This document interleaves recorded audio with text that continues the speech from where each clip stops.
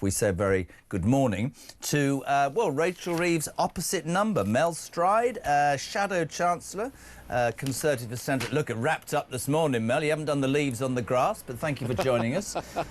I have to try and be as balanced as possible. I'm almost speechless. Where's this $6 billion to spend on benefits come from when apparently we've had to U-turn on income tax? It's ludicrous, isn't it? Absolutely crazy. And good morning, Jeremy. It's going to come from hard-working taxpayers like Sean, who you just heard from a moment ago.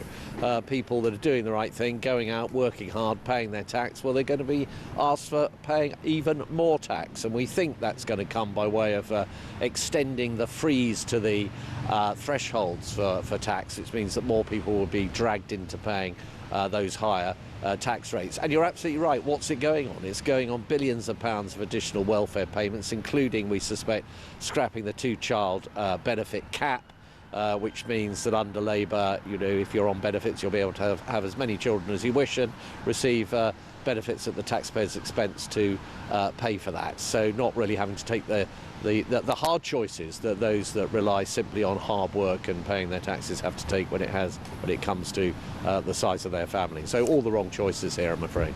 And that's the point. And Mel, from the listeners and the viewers this morning, in their droves, they're all saying one thing.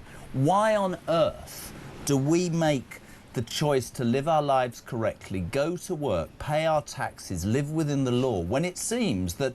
And let's talk about Shabana Mahmood. Great language the other day. I don't know whether it would be possible to get any of that through, but we seem to have become a society that benefits or helps people who don't do or put in to the detriment of the indigenous population. And I can tell you categorically, the British people have had enough.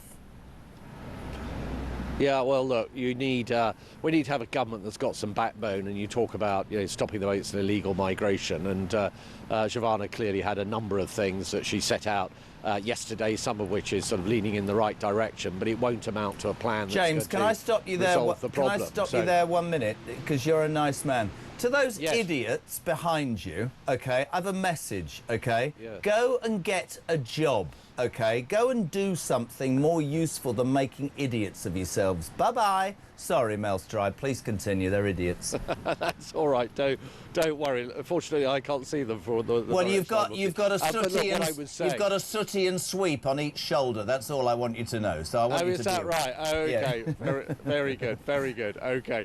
All right. So anyway, back to illegal migration. Look, we need a proper plan here, which has got to have deterrence at its heart. We have said that we will step out of the ECHR, which means we then have the capacity to actually remove people from our shores pretty much as soon as they arrive. And I think anything short of that step is just not going to cut it. So I agree with you. I mean, these are kind of measures which are going halfway, but not all the way in terms of coming up with a proper solution. Yesterday, a Labour lefty called Kat Eccles, who I'm told is not named after the cake, came out with something that I thought was extraordinary and perhaps sums up where so many people in this country have lost faith in the political system. She said and accused Shabana Mahmood of, and I quote, "With these immigration suggestions, she is simply pandering to the electorate." Now, don't get me wrong, Mel Stride, you and your colleagues are elected by us to do a job for us. I find it astonishing that we live as we do. Yes, inflation's fallen briefly this morning, small, but everybody's telling me how hard and difficult it is to live and survive with this cost of living. We've all noticed it. And you've got people like Kat Eccles going, why are you listening to the British people? This government, your last government, I'm being honest, didn't listen at the right time. The British people deserve to be heard, don't they?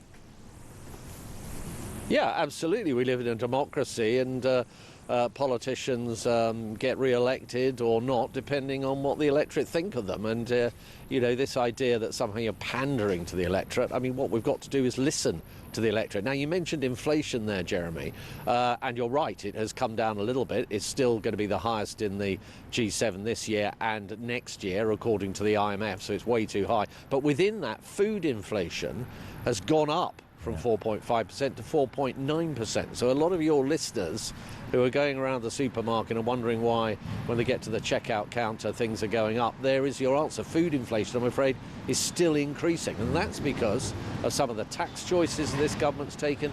And, of course, they've borrowed and spent vast amounts of taxpayers' money and borrowed money, and that has stoked inflation as well. I mean, I say this every day, and I think it's really, really important to say we're in the grip of a party that can't add up, because we cannot even afford the interest on the debts we've got. You'll know this as the Shadow Chancellor. They lent 20 billion last month, half of which was spent on paying interest, 180 billion a year. It's not sustainable, but it comes down to pure economics. I was brought up, my old girl, before she, literally, I remember, even at the age of 80, had this ledger, Mel, right? And each month was credits and debits, and that's how they lived their lives. This government promises to everybody, and I think the British people then go, hold on a second, so you're giving, I mean, foreign nationals claiming universal credit, for example. I mean, the whole thing is appalling, and again, to the detriment of people working really hard. And something's got to change. It really has to. Yeah, it definitely does. Look, we've been living beyond our means for some time now. You're right about your point about debt interest. Debt interest alone is 100 billion a year. That is twice what we're spending on defending this country, our defence budget. Wow. And the way to get it down is control government spending, and we set out a lot on that at our recent party conference. You know, at the moment, Jeremy, the civil service in 2016, it's grown since then by 37%. To the present day. So we will cut that back to the size that it was in 2016. We've announced a large number of proposals to save £23 billion from that welfare budget. So really getting on top of all the kind of issues that your listeners have been talking about, including not paying benefits to foreign nationals. So, you know, we are absolutely in the right place in terms of what we need to do, but of course we need to get back into office to do that. Can I ask you a question, a personal question? Can this country financially survive another 3.5 years of this Labour madness? I think it's getting really, really difficult. I mean, there are lots of people speculating about some kind of financial reckoning coming our way, perhaps around the bond markets.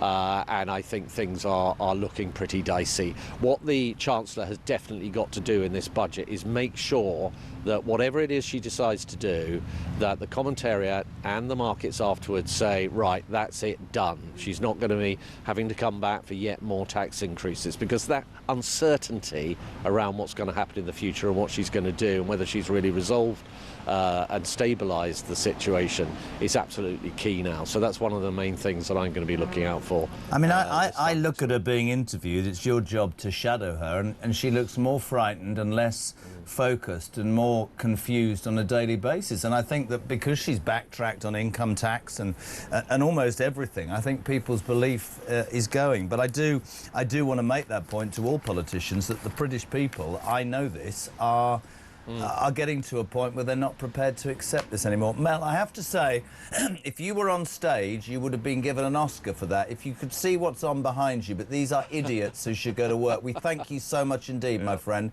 and thank you for your time this morning. Mel Stride, Shadow Chancellor of the Exchequer. Honestly, is it just me? Get a job, those people. Do my bleeding head in.